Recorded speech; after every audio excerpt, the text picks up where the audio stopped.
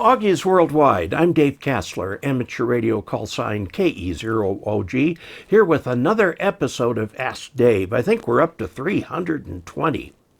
Trying to do one every day during the pandemic to kind of keep us, thinking about ham radio and things other than elections and pandemics, while we can enjoy some ham radio.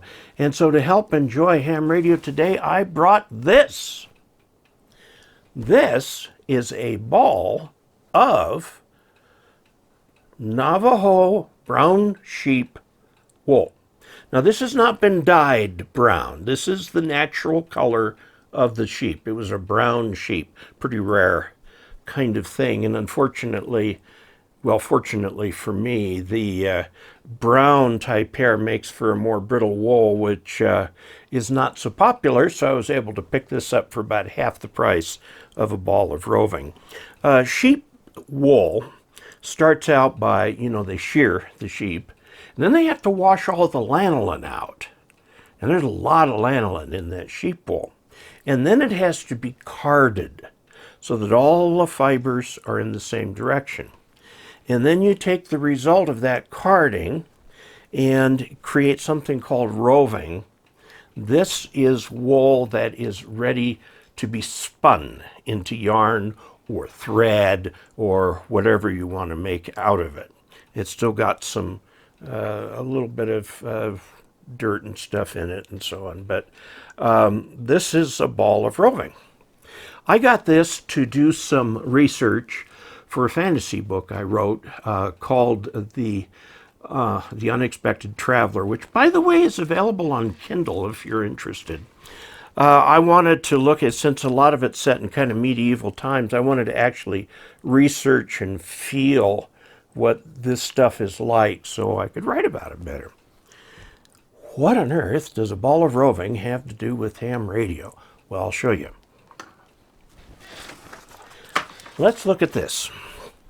This is a station speaker that can be plugged into just about anything and speak.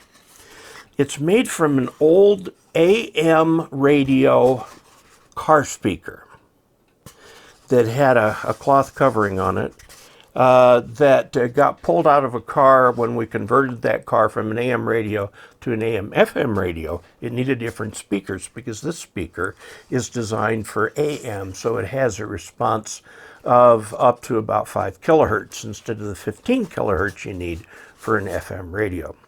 And then my wife got for me down at Hobby Lobby a little balsa wood box. Has a cute little clasp and it opens here. And what is inside, which you can see on the overhead camera, is a speaker that has been mounted in the box. Okay.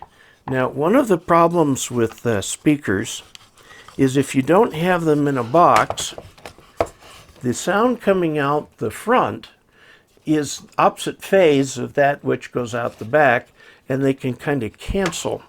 So one way that has traditionally been used is to absorb the sound in the back. And so that's what this wool roving is for. See, I finally found a use for my ball of roving. So now Bob Heil would have a much better idea what to do with a speaker. I'm sure he'd have a much higher fidelity communication speaker. But considering how much I paid for this, I needed the wool anyway for the research.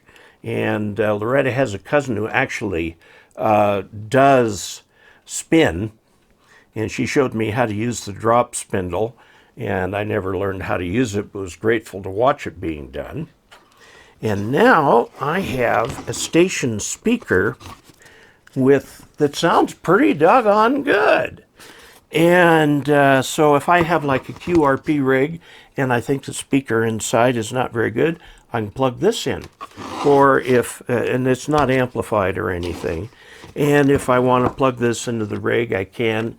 It sounds better. It's nice to have a speaker in a box for whatever project you're working with so that you can plug this in. It can be used for monitoring. It can be used for testing whatever you want to use it for.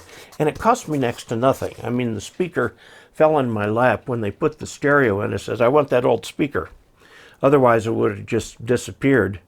And the rest of it, the box, what, maybe $2 or $3, like I said, balsa wood at Hobby Lobby. And I have a speaker. So there you are. I think this is number 320. We'll do number 321 tomorrow. And until we next meet, 73.